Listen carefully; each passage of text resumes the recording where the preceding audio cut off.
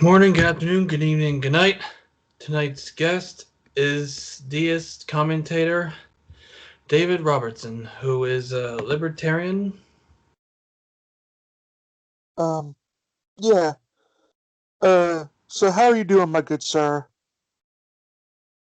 Well, not too shabby. Thanks for having me. I appreciate it. Tell the dear audience all about yourself, and then we'll start talking about the recent madness that's been going on. All right. David Robertson. I am a teacher of leadership. I teach health science. I dabble in and study quite a bit, actually, deism. I'm more of a neo-deist, professional student, I think. I have couple websites actually, hundreds of articles written on various topics from security to, of course, leadership, education, money, etc.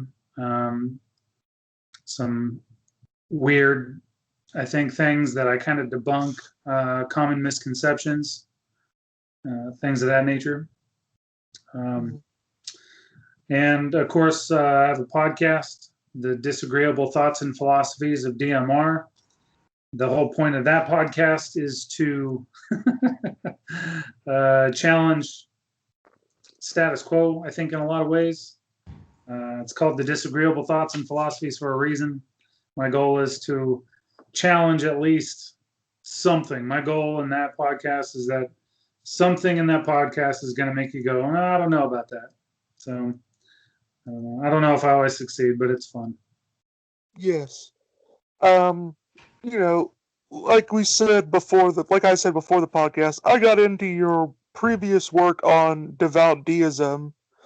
You had said that, you're not very active on that channel anymore. I did notice that you had a bunch of books up that were somewhat related to that in politics. The one I wanted to get a hold of was your book on Trinitarian contradictions, but I couldn't find it. Oh, yeah, the Trinity contradiction. So, there was a mistake that happened during the second edition, and we published that, and then we found out that the wrong file had gotten published. So that was out probably for, I don't know, less than a year before it was caught. And so we pulled it.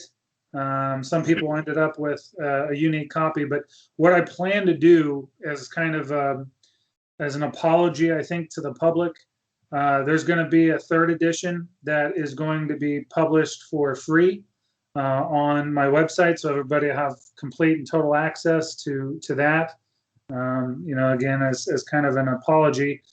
So that'll have the description of the Trinity contradictions, and of course the third edition is going to be expanded considerably from the first. So you'll have another chance. I hope to have that out and on the website probably within the next, I hope the next 12 to maybe 15 months. So we'll see about that, but it will be for free. So that's nice. I'd be glad to read it. I like your work, especially some of your political takes.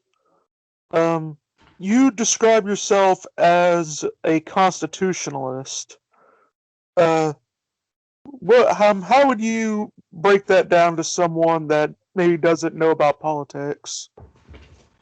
So I think a subsect of probably what I would describe myself as is a Jeffersonian constitutionalist, but how to explain that to most people today would be a challenge.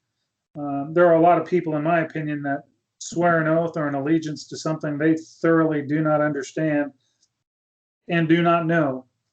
It's pretty hard to support, defend, love, or exercise something you've never read and couldn't recite if you needed to.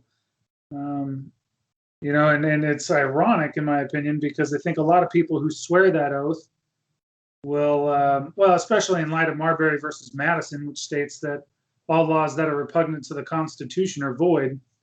And yet we sit here and enforce and create law that completely infringes upon the Constitution. There's not a single right in the Bill of Rights that's not currently being infringed upon. Nobody bats an eye. So when I count myself as a constitutionalist, I would say that I not only am aware of what's in the Constitution, but I, brush up on it from time to time to ensure that I still have an idea about, what it is we're talking about. I wouldn't say that I'm that I'm closed-minded to interpretations, but I definitely am aware of what the Constitution is. I'm aware of what the Bill of Rights were. I'm well aware of what our founders were, what their intentions were. And I think that's probably a unique experience for most deists. So, yeah, does that answer that question? Yeah, that pretty much does. What Well, do you make of the proposed Internet Bill of Rights? What do I think of the internet? What the proposed Internet Bill of Rights that people are talking about because of the recent censorship, allegedly? Well, I mean, I get that people are going to introduce and try to, I don't know, to me it's irrelevant, right? So Jefferson made it clear that the Bill of Rights is guaranteed to all people, against all governments around. I mean, it didn't matter what, no just governments refuse arrest on inference. I mean, it's pretty simple. It's a basic thing. It doesn't matter, right? Communication, expression, defense. I mean, it really, I don't know. It's irrelevant. I personally think that the best thing that the government could do is stop subsidizing these big tech companies. Well, yeah. I mean, if a company receives federal dollars, they then are subject to federal, what I would call standards, right? So if a company receives federal money like that, then they have to abide by the Constitution, in my opinion. I mean, the expression of thought, ideas, or whatever, I don't think is something that should happen if you receive federal funds. That's, I guess, the point. Well, we know it means nothing to them because Jack Dorsey lied under oath. I mean, it doesn't. Shadow banning. But then again, at the same time, I mean, it doesn't mean anything to most people anyway, because most people couldn't recite the Eighth Amendment if their life depended on it. Somebody has a gun to their head. What's the Eighth Amendment? Or you die. They're dead. All right, tell the dear audience the Eighth Amendment. we have a gun on your head now. Do what? Nothing. Just messing with you. So tell dear audience what the Eighth Amendment is. Well, here's the problem with that. I don't like to tell people anything. Here's why. Norbert Schwartz found that if somebody has a misconception and you tell somebody what the accurate information is, all you're going to do is solidify the misconception. So, in fact, the way that I teach is through something called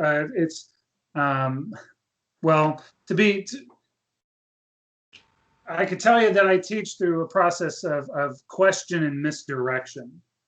And the reason why, because again, if I'm sitting here trying to correct a misconception, all you're going to do is fight me on it intellectually. You may not do it physically or, verbally, but you're going to fight me on it. It's sort of like, okay, I will cover one, right? Because I think a lot of people, well, I don't know. Well, let me ask you before I make such a claim. Do you guys know what for instance, like the Ninth Amendment is right off the bat? Not really. I mean, the only amendment that I really know about are the First and Second. Okay.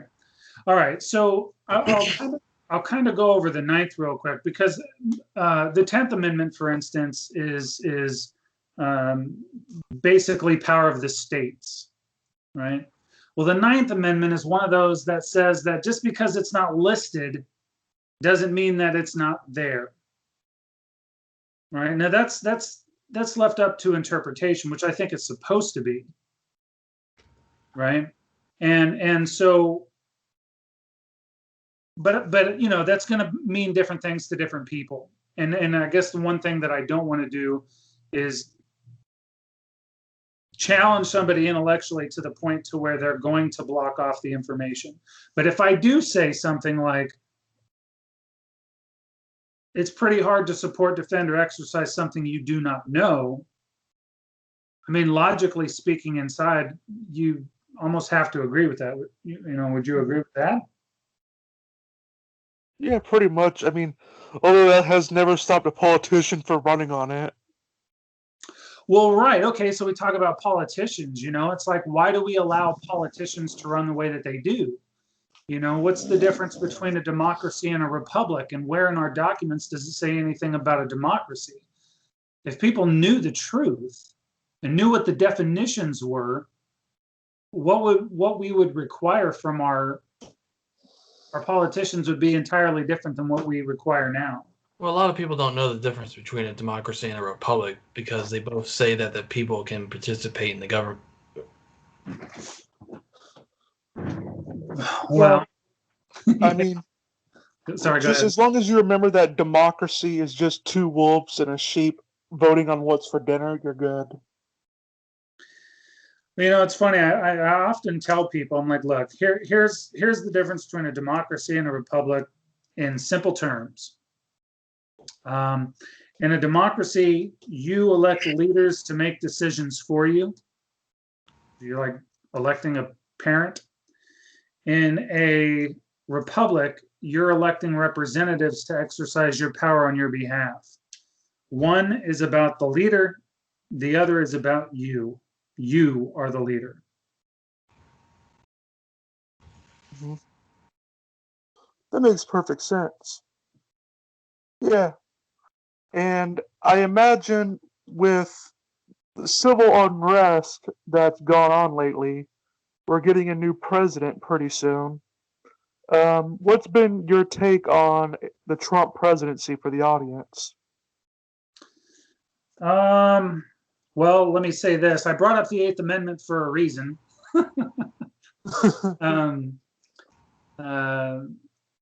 And I think it's the eighth is going to be, I think, important in the coming weeks, months, maybe, based on the calls of the opposition of Trump.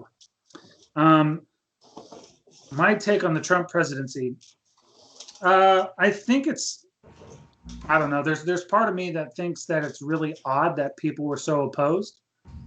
There's other parts that I think it makes sense that they're opposed. But I also think that there's an undertone. There's this weird undertone in America though that people can feel, but they can't quite put their finger on. Sorry, go ahead. Go ahead. I was going to say that, economically speaking, we were doing very, very, very well across the board. Was he bellicose? Was he a little arrogant? Was he, outspoken times when he shouldn't have been? Sure. But, you also think about too, like from a popularity standpoint between him and Biden. I mean, that's kind of an easy one. I don't know. There's a lot of really weird anomalies that just from a logical standpoint don't make a lot of sense. What I find hilarious about all this is that everybody loved him before he started going after the establishment. Oh yeah, yeah. Well, I mean, people don't right? I mean, people don't realize that Trump was originally a Democrat before switching over to the Republican Party. He's not even a true Republican at that. Well, yeah, I mean, and I mean, think about who his best friends have been. I mean, but that's also not uncommon. I mean, you look at, for instance, Reagan. I mean, he was very much a liberal before he decided to play his hand on the conservative tickets. And it's but I don't know. He was right about what was coming. like if fascism ever comes to this country, it'll come in the name of liberalism and political correctness. Yeah, I mean it's we're definitely in for some rough times. But here's the thing: I think it would have showed up regardless of whether Trump or Biden was in place. I'm a big believer in cycles, historical cycles, economic cycles. Oh, speaking of the inevitable, what do you make of the Great Reset? They've been saying that there's it's been a process that's been going on since it was planned since at least the 90s, and Obama was on board with it, and then Trump got in the way and said, "Oh hell no, we're not doing that," and that's why they started going after him. Or is there more to it than that? I'm sure that there's probably some elements of truth to that for sure. As far as what it is and what's ultimately going to be. Well, I mean, it's sort of like the digital wallets, digital currency, and trying to force negative interest rate. There's that's the only way they can do that. But also too, I mean, nobody really. That's the problem I think with Americans being so introverted and self-centered. When we think about a technocracy and where that could go, and you look at places like Estonia, who have been testing it out for quite some time, and how that could work. And I mean, I don't know. I think it's interesting to me to see how easily distracted a lot of people are and get all worked up about things that are really irrelevant in the grand scheme of things, while the things that are very much going to impact our lives, they don't mess around with because of the complexity of the matter at hand. Um, you know, and then of course you've got the media that is going out of their way to misdirect astroturfing techniques, which of course confuse people even further. But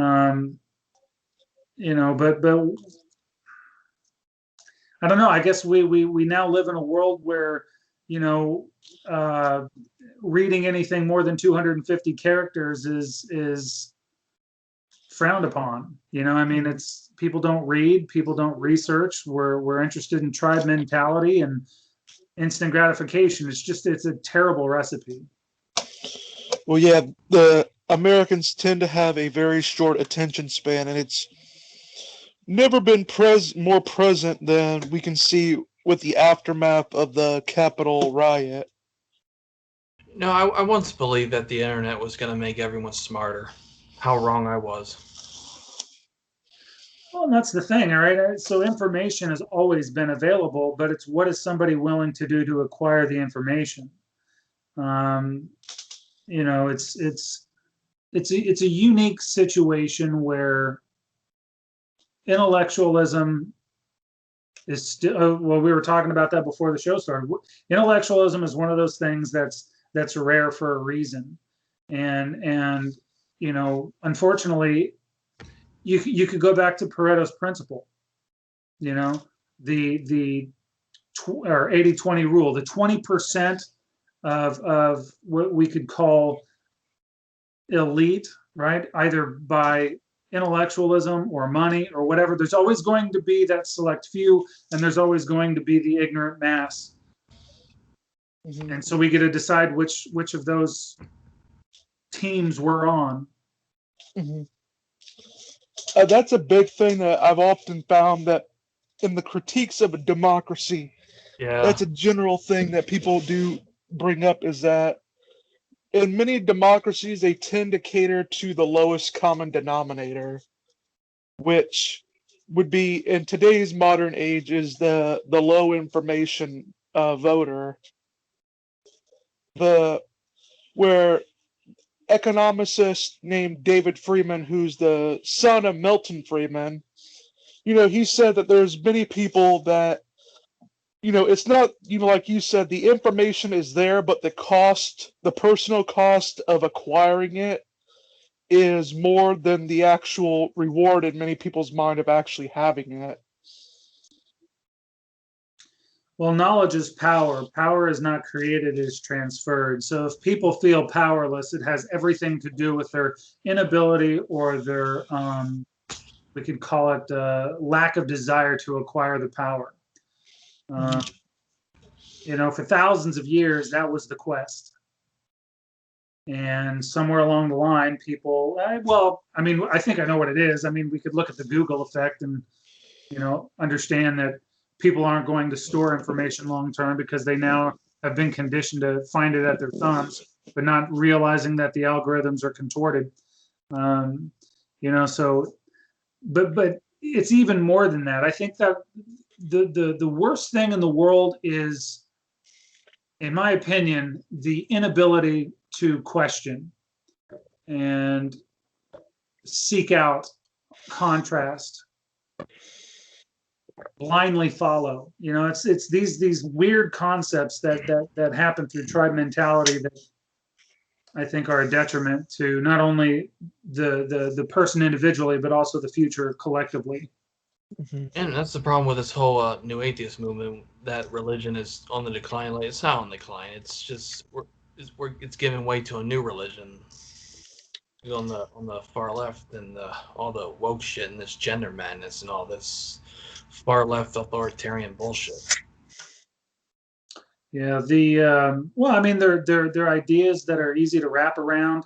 The complexities of what we have to do to affect change on a massive level, or even to go back to where it should be, seem insurmountable, right? I mean, it's so big, so why not complain about something small? That tends to be what happens with those type of situations, unfortunately. Yeah, so it's easier to complain about the law than it is to fix the decrepit house. Yeah, I remember what was so funny is that I've said, like, the Democrat and the Republican Party to give a perspective from a comedian named Louis Black. The Democrat Party is the party of no ideas, and the Republican Party is the party of bad ideas. Well, and No, that's not so sure. Well, yeah, maybe not. That was a couple years ago, so we might have to update that. But that is something to think about. George Washington said in his farewell address that the party system would tear us apart. Nobody wanted to listen to him, but he was absolutely correct. But but that's part of the problem, right? So we live in a system that we rely upon the authority to provide an education that is contorted. If we don't have accurate information, we cannot make accurate and impactful decisions. People are confused about the founding. People are confused about things like slavery. People are confused about even things like World War II, the Civil War, the Revolutionary War, trade, economics, the dollar, currency, whatever. And basic biology and math. Basic biology, yeah, science. I mean, well, if I've always made this joke, I said, what's the difference between Thomas Jefferson and Robert E. Lee? Thomas Jefferson won. Well, I could see that. Maybe. Well, I mean, if you like, I've always found it, And the difference between George Washington and Abraham Lincoln is that the latter freed the slaves while he was alive. Well, technically, the latter after he died. Well, technically, I've always said that the Lincoln never really freed the slaves. He just gave the government a monopoly on it. Yeah, basically. Because, I mean, if you look at the amendment that frees the slaves, it says, except in cases of, criminal cases. Like, so whenever you say slavery is bad, except you're going to get there, there was a lot of what people fail to realize with the slavery situation is that the amendment that freed the slave was abused very much after the war. Yeah, and much of the slaves went right back to their masters because they had nowhere else to go. Well, I mean, it wasn't just that; it's that To work for them, not to be slaves, but to work for them and get paid for doing it. well, it's not even just that; it's that the amendment made the exception for prisons. Like, if you were arrested, you could be made to do prison labor. And what ended up happening is that some southern states took advantage of that. And what they simply did is they made it very easy for black people to break the law so they could put them in prison and do forced labor. Back when systematic racism was a thing. Well, I mean, you know, to me, I've always said that there's a difference between systemic and systematic racism. Tomato, tomato. Yeah, well, I mean, there's a difference in the M. Like, systemic racism is just noting the fact that there are differences between the races in terms of socioeconomic factors. Systematic racism is noticing that and plus inferring that it was deliberate. My point stands. Mm-hmm. So, yeah, I mean, I've always said that, I mean, if we're going to be serious, are we going to say that there's systematic racism against white people because white people disproportionately make up the serial killers in prison? Well, they're trying to do that now. Yeah. Well, but even that I think is a little bit contorted. What is a white person? Basically anyone from the South. Because if you were to look at what makes up the Caucasian race, for one, it doesn't include Celts, and two, a good portion of Caucasians are actually not white at all. They're very, very dark. Some are even black. Mm-hmm. So, when we look at, again, it's just one of those things. It's like Aryan, right? Aryans probably, sported Mongolian features. I mean, the idea of being anti-Semitic, being a Semite, that's speaking a certain language. Hey, you're not just against Jews; you're against people from the Near East in general. But they limit it to Jews somehow. Yeah, and then that's what I mean. And then what Jews do we want to talk about if we're going down that road? Are we going to talk about the black ones? Or are we going to talk about the dark ones, the white ones? I mean, how do you want to approach that? It's just, again, there's just so much unbelievable ignorance, and it literally, that ignorance is what drives division. And it's amazing to me because if people knew the truth, certain truths, they wouldn't be divided at all. In fact, they'd be united against the one entity trying to make them ignorant. It's sort of like the idea of, a lot of people, think about like the Trail of Tears. That one cracks me up because, the Trail of Tears, it was this horrible thing. Well, yeah, when you inflate the numbers like has been done, yeah, that appears to be a horrible thing. But when you understand timelines, then you realize that, the Cherokee had a lot of people who died on that trail, but then they turned around and owned over 4,000 slaves with the money that they were given. So how do you reconcile that? It's the same with the Spanish Inquisition. They still believe the Protestant propaganda against the Catholic Church and exaggerate the number of people tortured and killed during that, and it spanned over a few centuries. Well, and I guess that's kind of my point, right? I mean, well, I don't know. We're also talking about, we live in a nation where most people don't even know that Benjamin Franklin started his life out in servitude. I mean, and that's just kind of a weird thing. We should know these things, and we don't. And it's unfortunate because, it changes the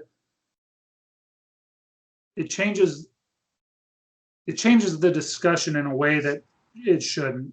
But and there's also Washington, Lincoln, Gandhi, Martin Luther King, Nelson Mandela. People treat them as these infallible Jesus figures, even though they all had skeletons in their closet, and these were not perfect guys by any means. Yeah. Well, yeah, I mean, to be fair, I will take ownership and say that I was one of those people that pretty much idolized Martin Luther King Jr. and put him on like a throne. And I was a bit disappointed later on in life when I found out some of the shady stuff that he did. Um, like plagiarizing his doctoral thesis, cheating on his wife, apparently multiple times.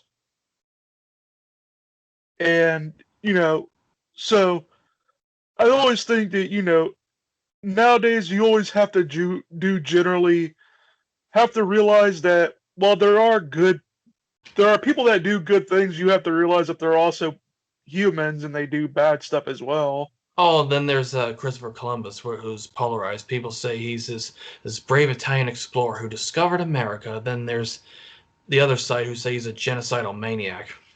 Like, there's nuance between that most people don't bother to check. Well, knowledge is power, right? Yeah. And yeah, I mean, and I've always just said what's funny is that people will, they'll utterly condemn Columbus, but then they'll be praising Leif Erikson. And I mean, Leif Erikson was a Viking. He was a Christian Viking, though.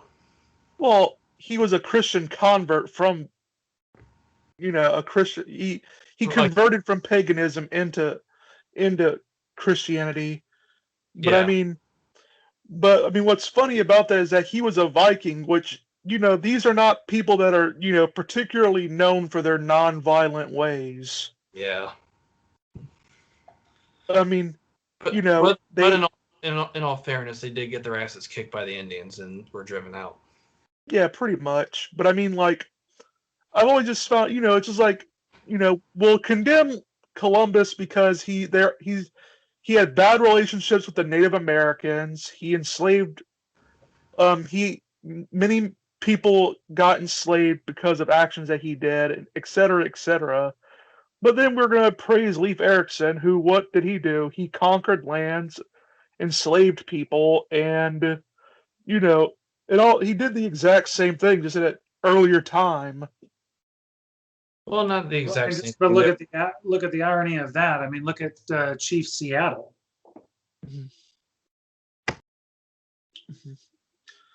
Yeah, and I remember a good article that I was reading from your site, David, is you made an article on the Confederate flag in the statues.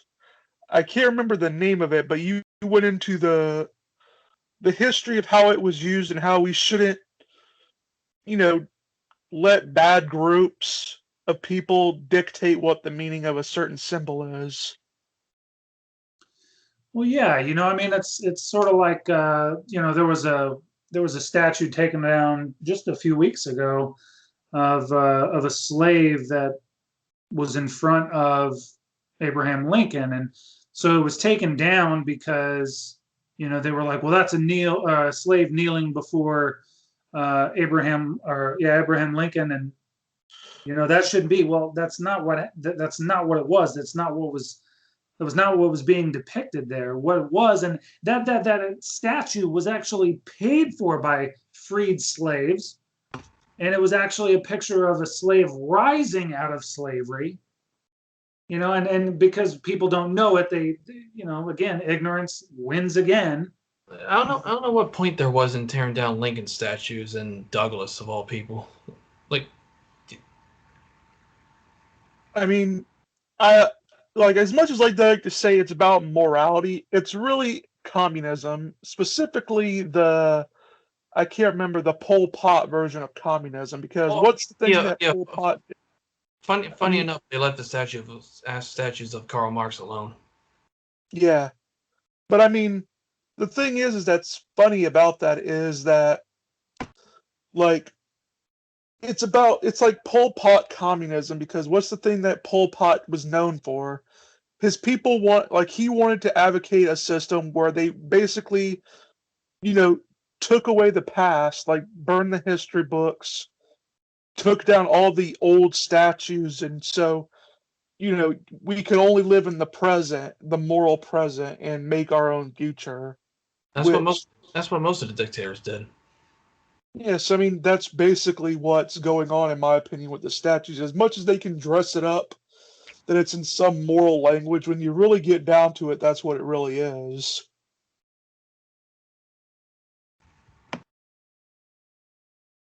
Um, like, well, guys like Robert E. Lee weren't perfect by any stretch of the imagination. I'm like, Robert E. Lee was probably one of the most moderate people you could get on the slavery issue.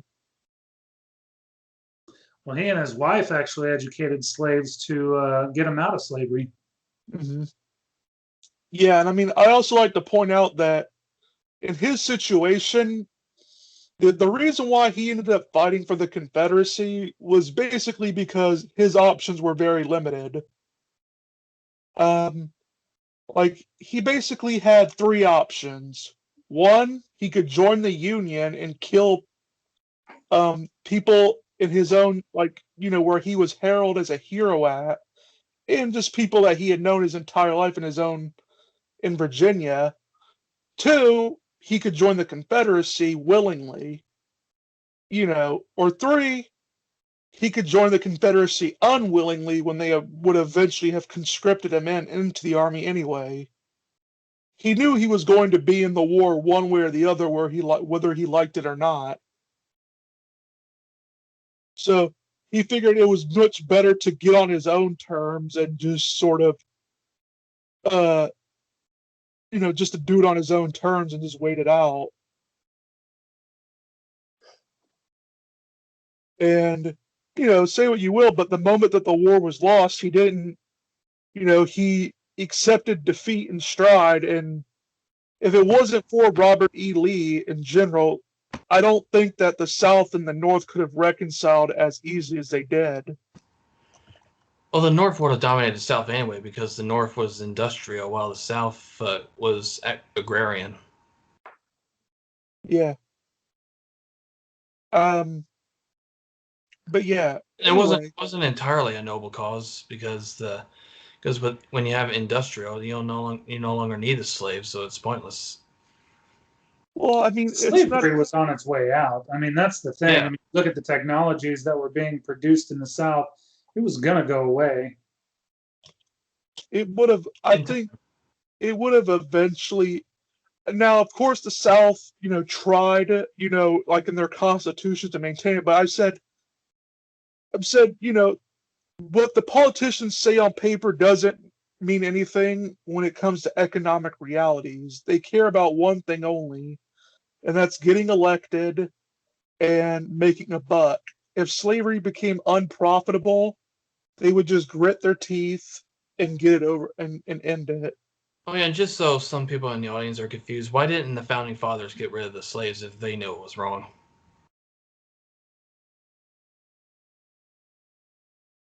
Yeah. Would you have an answer to that? George Washington, Thomas Jefferson, and them. Is that a question to me? Yeah. Yeah. Oh, yeah. No, that's. Well, I guess it depends on which one, but most of them were abolitionists. They absolutely hated it. It's interesting because the probably one of the most ignorant things I've ever heard is the founding fathers were great, but they ignored the evils of slavery, and nothing could be further from the truth. For instance, Thomas Paine, he wrote an article called African Slavery in America, which denounced the African slave trade in in a major way. In fact, it's funny because if you were to look at the Declaration of Independence, or if you know the history there, most people come across the idea that Thomas Jefferson's declaration was revised and he was upset about it. Well, it's the part that was revised out was a part where he was telling slaves to rise up against their masters. They were very, very much against it. A lot of them were, but it was also an economic norm. I think a lot of people. Well, I mean, you could get into the Thomas Jefferson's wife Sally's situation in a time when he wasn't allowed to get married. He freed his children, but didn't free her because that was a binding document that no one could take her away from him. In lieu of a marriage, in the church or whatever, he had a binding document that wouldn't allow anybody to take her away. But we're also talking about an economic norm where, the first legal slave owner was a black person. There were white slaves. There were white slave owners. There were black slaves. There were black slave owners. In Louisiana alone, there were over 3,000 black slave owners. And they owned slaves disproportionately to that of whites. There were red slaves. There were red slave owners. Again, I mentioned the Cherokee before. Cherokee owned over 4,000 slaves and fought for the Confederacy. It's really easy for us to look back and go, well, they say they did this, but then they participated in that or whatever it is. Well, it's no different than today. I don't think that we like our reliance on fossil fuels, right? And someday people are going to look back on us and go, well, why did they do that? But I don't care how against fossil fuels you are. I bet I can go through your house. I bet I can find you in a car. I bet you I can find something where you're using a whole bunch of fossil fuels because it's a part of our economic norm, And when you look at the words, for instance, of Thomas Jefferson, when in reference to slavery, he wanted to let him go. In fact, he was creating laws to stop the spread of slavery. But his number one, I didn't stop him from sleeping with them, though. Well, the one that he fell in love with and had children with, yeah. Yeah. So he had an interracial relationship when it wasn't, I should say, popular. Popular. Yeah, that's a good way to say that. And I think then there's George Washington. Like, why did he wait to die until his slaves were freed? Well, yeah, and that's the thing. Not all of them had the same opinions of, for slavery. Well, I think to many of them, like Robert E. Lee, for example, he eventually believed that slavery was going to come to an end. It just had to. His only thing is that he believed that it would come in time, like once Providence would take care of it eventually. He just didn't believe that time was the right time for the South to get rid of it, because he felt that they were so economically inclined to it that they wouldn't be able to survive without it. Yeah, speaking of Providence, we're supposed to be talking about deist stuff. All right. Well, yeah. On the is your idea of God closer to the fathers of Washington, Jefferson, and Franklin's idea of God, or closer to Locke's, or you go on? Okay, so as far as deism goes, when you look at Jefferson and Ethan Allen and guys like that, you're looking at more of classic deism, which believes in the 5 articles and things of that nature. That is definitely not my form of deism by a long shot. But all deism is generally related, right? So and I consider myself a neo-deist. So while it is, the same foundation, it's definitely different. So I would say that close, but no, because classic deists believe in light intervention, and neo-deists generally do not. Mm-hmm. Yeah. I always said that's interesting. So obviously many deists start off in a more, like typically in America, they start off with a more Christian background. What was your background before coming to deism? I would say I was a lost Christian, kicked out of the church at 12 for asking the wrong questions. Yeah, that broke my heart. I went to my grandmother's church, and there was a guy, Cecil, very old pastor, and he was just a great guy. But when I started asking questions, as I got older, I started asking questions. I actually overheard the conversation where he's talking to my grandmother, telling her to pretty much not let me come back.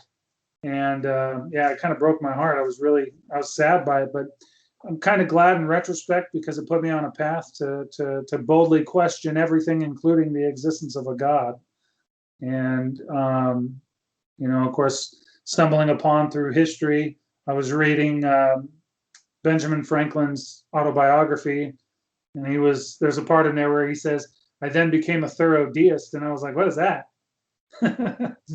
And then started to study there, found Thomas Paine, and then eventually found Ethan Allen's Oracle of Man, and just kind of spiraled from there. So, I mean, a funny thing that people generally tend to think of with Thomas Paine and stuff is they seem to think that he died broke and pretty much despised by everyone. Which, you know, for one, the him dying broke is not really true.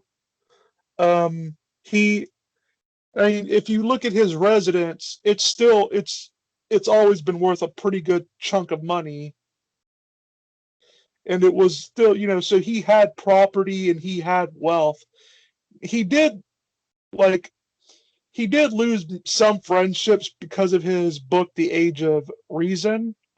Although, what's funny is people don't understand the reason why he wrote that book to begin with.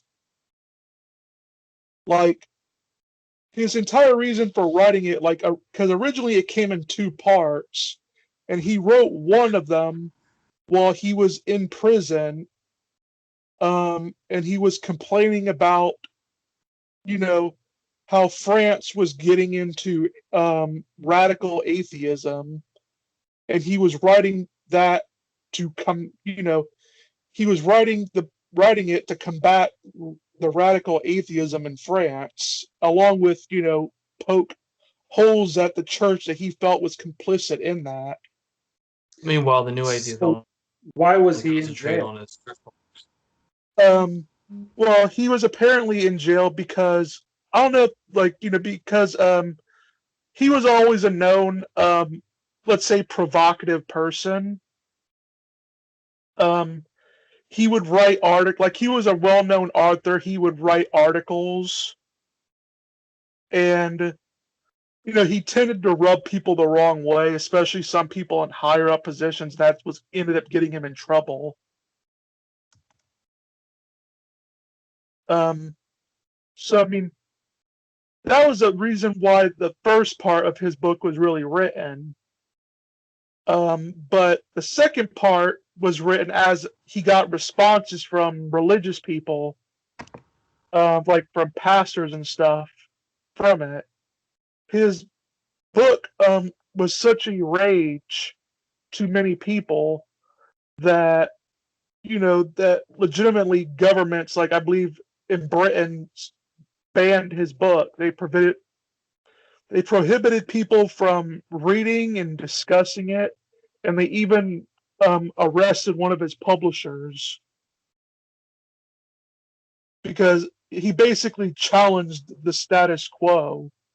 So I mean, Thomas Paine was hated by the French and the British, And the and Americans. yeah, he was pretty much hated by. He was a very well-known provocateur. He said what he said, and he meant what he said, which is, I think that's probably one of his better qualities is that he wasn't afraid of pulling punches with anyone. And that got him much heat. Although I always like to say what's funny is that when I look at some of the criticisms that he received, I feel many of them were pretty much stupid, and it came down. The reason why many of his fellow contemporaries that he worked with condemned him because not so much that they disagree with what he was saying, is that they were they were embedded in the church, like there was church politics going on, and his work was being very controversial in churches, and the church leaders of there were pressuring politicians. And so, of course, the politicians felt like they had to do something about it.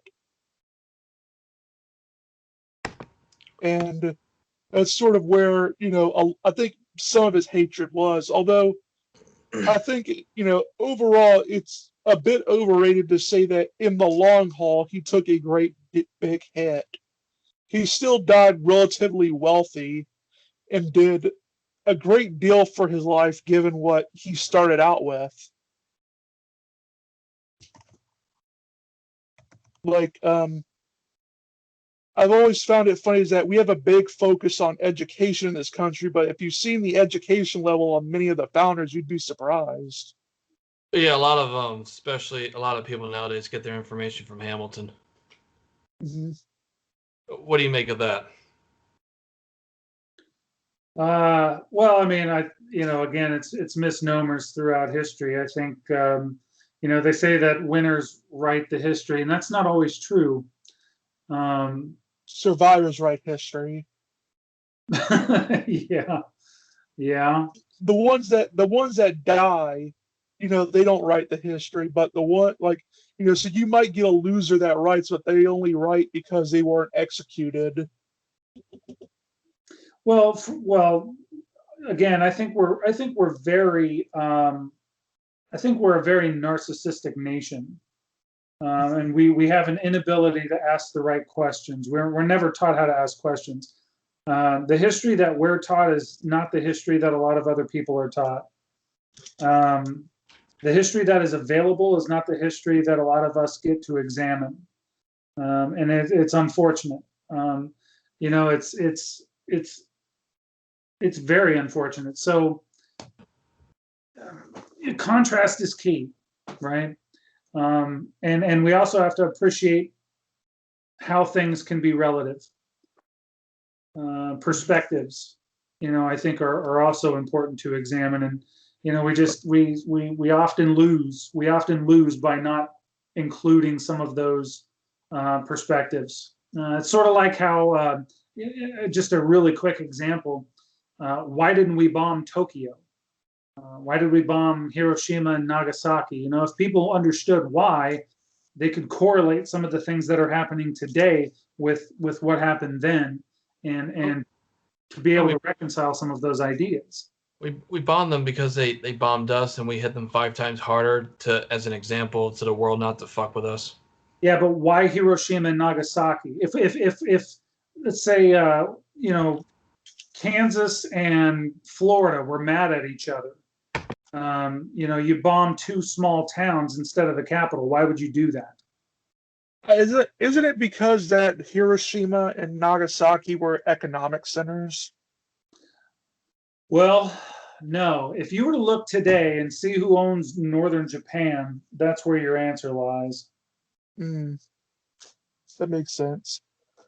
I mean, what people also fail to realize is that we sent leaflets, like I think a while back, in telling them, "Hey, we have nuclear weapons. Clear out." And they didn't take it because I guess they didn't believe us. Well, they didn't believe the people then. Oh yeah, do you see any another note? Do you see any parallels between the political instability of today and what went on during the French Revolution? Parallels between the French Revolution and today. Yeah, I would imagine there's probably some. Or the events that led up to it. I'm sorry? Or the events that led up to it. Well, maybe. I mean, history repeats itself, right? I mean, so yeah, you're going to see elements of that. But it's ironic because out of the French Revolution and today, I don't know. I mean, I see more correlation with even recent history. When you factor in propaganda, you factor in astroturfing, Soviet Russia and Maoist China. Yeah, right. I mean, so you begin to see some, and especially when you factor in motivations and things like that. I mean, you really don't have to go back far However, what's interesting about going back into history, as far as finding solutions, you could read Machiavelli. Well, yeah, I mean, if you read Machiavelli, you'll find that that's pretty much the idea. That was the ideology of the mafia. Yeah, he believed that all men are evil and that will act on their nature given the opportunity. Which, in retrospect, was he really wrong? Well, as G.K. Chesterton said, that original sin is empirically verifiable, given human nature. So I'm curious. You asked the question about the French Revolution. I would be interested to know, like, what are your thoughts there? What were you thinking? What were you seeing? No, what all these right-wing conservatives are paranoid about, like, well, they censored the president. What else can they do? They're making this out to be a power grab and a coup d'état. Oh, yeah, I see what you're saying. Yeah. They act like this is unprecedented. Like how can you censor the president of the United States? Like, well, they chopped the king's head off.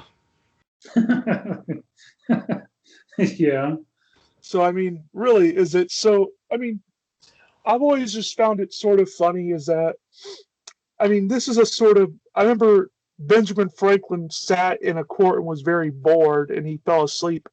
And I remember one objection that he had, like, when they were talking about what kind of government they had, monarchy was quickly brought up, and they said, well, if we don't like the king, then what we're going to have to do is we'd have to kill him. And that sort of got out a big laugh. And they, the idea of a monarchy was as quickly unfolded. No one wanted to go back to that.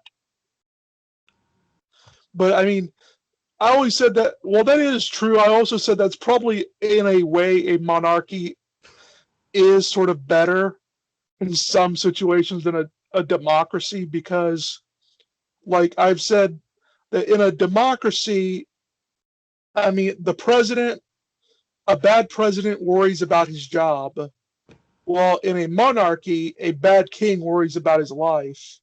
Oh yeah, speaking of the education system's so bad here, and speaking of Franklin, a lot of them still think that Franklin was president because his face is on a $100 bill, Mm-hmm. and every other dollar bill has a president on it. You know, even though He was just an ambassador. well, yeah, and even that, and he was old, really old, when he could have even gotten the opportunity to become president. And another thing is that he hated politics. Like, for as much as he did it, he absolutely loathed it. He didn't like being in political meetings whatsoever. Well, he got to live in Paris for a time. Well, yeah, but I mean, he did not like it. He didn't like politics whatsoever. Like I said, he fell asleep in a political meeting. He was quite the character. He was also a ladies' man. Well, yeah, he was rich. So, I mean, of course. But anyway, we're coming up on the hour mark. You know, I figured, so we're going to go into just a few little things to end up. What's been your opinion on the Capitol riot? Like, what has your take been on it?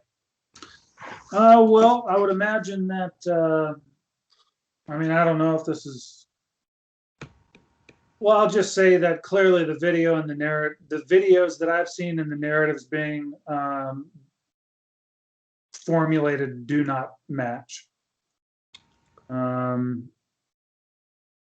was no, in the videos that I saw, there was no storming. There were, there wasn't any coup. There wasn't any of that stuff. And I think, again, we're looking at a carefully constructed situation where I think people are being manipulated and they should question. Mm-hmm. I mean, like, for one, you have in many, like, I find it really hard to believe to call this a coup, because, I mean, it seems more like a riot because the people were very unorganized.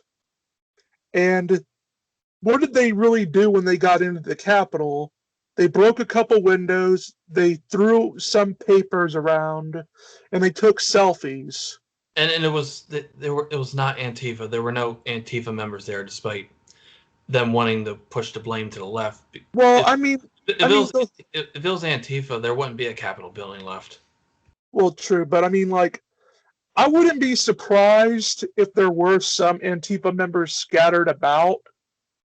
Because Antifa, if they're anything, they're opportunistic. But you know, it mainly looks like it was Trump supporters. Now, if it came out tomorrow that there were some Antifa members scattered across here and there, I wouldn't be that surprised because Antifa is just opportunistic like that. But to put the blame on them for this particular thing would just be against the data. It's also the way the media portrays it. They portray that this is unique, this unprecedented. They're domestic terrorists, but while Antifa and BLM have been burning cities for months, they just praise them as heroes and justify what they are doing. Well, I mean, what's funny is that I've funny enough have said that I've given credit to the Capitol rioters for this. They had a problem with the government and they went to the government for their anger. They went to the source of their problems. Now, was what they did constructive and right and righteous and viceful? No, not at all. But I mean, but is it more good than, let's say, Antifa burning down private businesses that had nothing to do with the police shootings? I mean, it's pretty bad all around. But it's their only answer is whataboutism. That's all they can come up with. Yeah, but because here's the bad thing about the whataboutism or the tu quo fallacy is that we're not saying that, because the BMLM activists did it, therefore, and no one complained about it, therefore these Capitol Hill riders do it, then therefore they're not bad. I'm like, no one's making that argument. Like, what we're saying is that there should be logical consistency in our outrage. Anyway, what are your thoughts?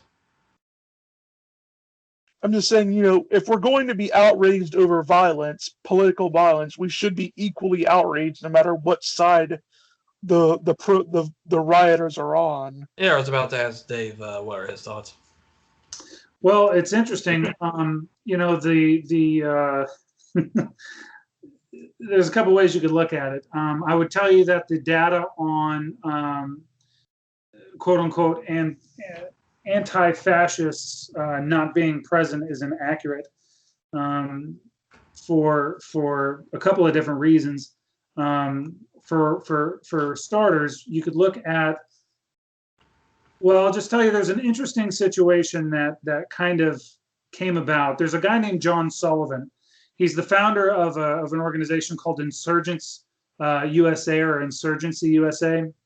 I think it's Insurgents USA. And he's been not only seen in numerous videos there, but he's also been seen in a lot of photographs that were taken there. And that group is based out of Utah. Anyway, so he was there, and on his website, he had actually organized an event to coincide with that exact event at that exact time. And so his whole thing that event was to kick fascists out of DC. So was he the only one? I don't know. I mean, Occam's razor suggests probably not. But that changes the narrative considerably. And that's not to say that it was all Antifa and whatever. I mean, my whole thing from the ground up is to what end? What was the point of any of it? What was it expected to change? So they're just fed up because now the Democrats have absolute control over everything. And sure. now that conservatives will be reduced to disenfranchised peasants in an authoritarian regime. Well, perhaps, but I mean, not necessarily the first time, and it's not the first time it hasn't swung the other way. I mean, I think, sensationalism is a big part of kind of what we're seeing, and it's unfortunate, right? Because then it's an all or nothing situation. Well, yeah, it kind of did happen because with the disgrace of Nixon, the Republican Party was pretty much dead at that point. But then it bounced right back with Reagan, and he was their new savior of sorts. Sure, yeah, right. And so, but look in the last 2 decades, how many times, for instance, like the Republicans, keeping in mind, of course, I'm not a Republican or a Democrat. Right.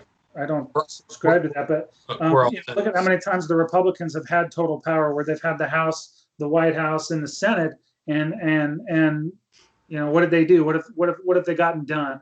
Since 1912, we've seen just a few constants, and one of which has been a continuation of policy from one administration to the next, and a continual reduction in liberty and a continual growth of power from the government.